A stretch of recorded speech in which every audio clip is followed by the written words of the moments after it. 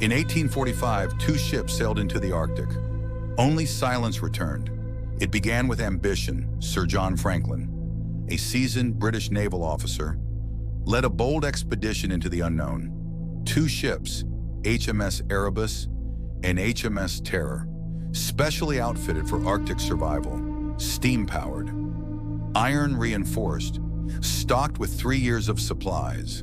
Their mission: find the fabled Northwest Passage, a sea route through the Arctic that could connect the Atlantic to the Pacific. 129 men set sail.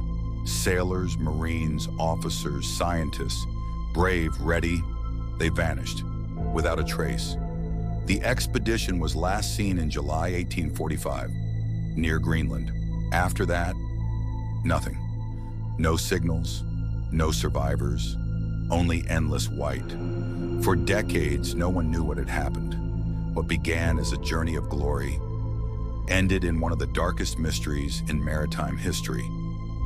They sailed into ice and never came back. The months passed, winter closed in. By early 1846, Erebus and Terror had made their way deeper into the Arctic, navigating the icy channels of what is now northern Canada. Then the ice came. Solid, merciless, endless. Both ships became trapped, locked in the frozen grip of Victoria Strait. It was not unusual for explorers to overwinter in the ice, but this was different. Temperatures plummeted, morale cracked, supplies began to spoil. The new tin cans, poorly sealed, many became toxic, and soon, men started to die. In June 1847, Sir John Franklin himself perished. He was 61. Command passed to Captain Francis Crozier. Hope, however, did not. Frozen, hungry, afraid, the ice held them for over a year. Still no sign of thaw, still no rescue, still no escape. Rations were cut, every spoonful mattered. Diseases spread, lead poisoning, tuberculosis, scurvy. Some men went mad, some simply gave up. The cold was no longer just around them, it was inside them. In April 1848, Captain Crozier made a decision. He left a note, hidden inside a stone cairn on King William Island. It read, "Franklin is dead. The ships are abandoned. 105 survivors are marching south, on foot, seeking safety, but safety would not come easily." The long walk south, they left the ships behind, carried what they could, boats, blankets, rifles, even silverware. They pulled sledges across the ice, heavy, unforgiving. The wind cut through their clothes, through their skin, through their bones. Some collapsed, some froze, some starved. There was no rescue, no ships, no help, only snow and silence. They left trails behind, scraps of clothing, footprints, bones. The Arctic swallowed them whole, whispers in the snow. Years later, the Inuit would speak.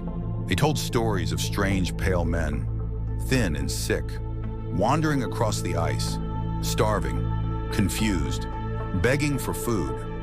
One was found beneath a boat, mumbling to himself in English.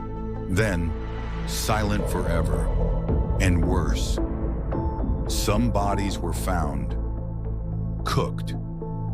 The dead had fed the dying. Evidence left behind. Search teams followed in their footsteps. They found relics, books, boots, plates, a skeleton, still dressed in uniform, and Crozier's note, the final message. Inuit stories told of madness, of men turning on each other, screaming, ripping, eyes empty. One man was said to have stared into the sky, unmoving, like he'd seen something no man should ever see. Fate of Erebus and Terror.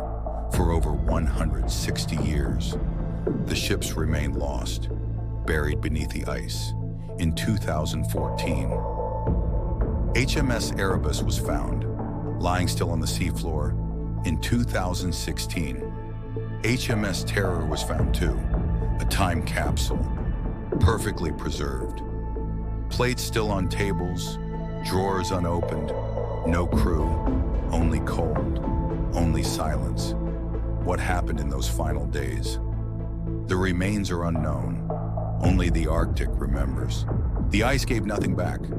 Months passed, then years. Still, no word. Britain launched massive search missions. Dozens of ships, thousands of men, scouring the Arctic. They found bones, boot prints, scraps of journals, but no survivors. Rumors grew. Had the men gone mad? Turned on each other? Vanished into legend? The Arctic. It remained silent. Traces of horror. More Inuit stories surfaced. They spoke of men dragging boats across land, of strangers who did not speak and did not smile. A hunting party found a sledge, stacked high with gear, and a human skull resting on top. Later, explorers opened graves, shallow, frozen, faces still visible, twisted in fear, some with knife marks on their bones. There was no doubt now. Something terrible had happened. They saw death coming. Many had frostbite, blackened fingers, eyes swollen shut. Some, delirious, walked into the snow and never came back. Others died sitting up, hands still holding spoons, waiting for meals. That never came. One body, found face down in the snow, had carved a message into a tin plate. Just one word: cold. Legacy of the lost. Today their story is still studied, their courage and their suffering remembered.